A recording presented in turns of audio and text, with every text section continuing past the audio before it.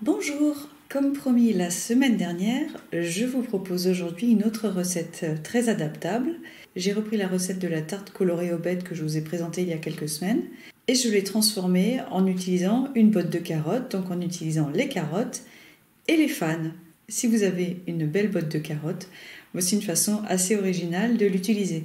Les carottes, va les utiliser sur le dessus, et puis les fans, on va les utiliser pour préparer un bon pesto qui garnira la pâte. Il faut une botte de carottes, évidemment, donc avec les carottes et les fans, une ou deux gousses d'ail, 50 g de fromage qui a du goût, de l'Appenzell ou quelque chose comme ça, 2 cuillères à soupe de noisettes en poudre ou d'amandes en poudre, ou de graines de tournesol, 50 ml d'huile d'olive, une pincée de sel, une pâte à pizza ou à flamme cuche. Pour ma part, j'ai prélevé une petite partie de ma pâte à pain que j'avais fait la veille, 100 g de fromage frais ou alors un mélange à base de légumineuses comme des haricots blancs mixés avec un peu de purée. C'est ce que j'ai fait tout récemment parce que j'avais plus beaucoup de fromage frais.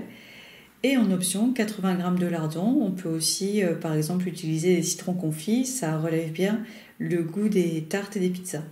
Dans un robot mixeur, on prépare le pesto. Pour cela, on prélève les fans de carottes, lavées et essorées. On les mixe avec l'ail, le fromage, la noisette, l'huile d'olive. On réserve. Toujours avec le robot, je coupe les carottes en fines rondelles. J'ai déjà préparé une tarte de ce type en râpant les carottes. Au goût, c'est très bien aussi, mais c'est un peu moins esthétique. Et maintenant, on passe au montage. Donc, on étale la pâte sur une plaque de cuisson ou une feuille de cuisson réutilisable. Dessus, je dépose le fromage frais ou le mélange à base d'haricots blancs et de purée. Au-dessus, je mets 2 tiers du pesto et les lardons éventuellement. Et je recouvre le tout des carottes râpées ou coupées en rondelles. Ces carottes râpées ou coupées en rondelles, préalablement, on les mélange avec une petite cuillère à soupe d'huile d'olive et une pincée de sel. Ça permettra qu'elles soient joliment dorées à la cuisson. Et j'enfourne à 180 degrés pour une vingtaine de minutes.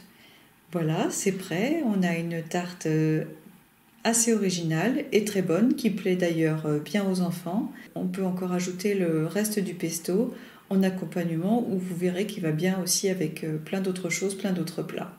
Même sur une soupe par exemple. J'espère que cette vidéo vous a plu. Vous pouvez revoir la vidéo d'origine avec les côtes de bêtes colorées dans le i qui apparaît en haut à droite. Et retrouver aussi toutes mes recettes que j'ai préparées avec le panier de légumes que j'ai reçu pendant toute la belle saison. Là, ça y est, j'ai reçu la semaine dernière mon dernier panier de légumes, donc il va falloir que je trouve d'autres idées de recettes pour cet hiver.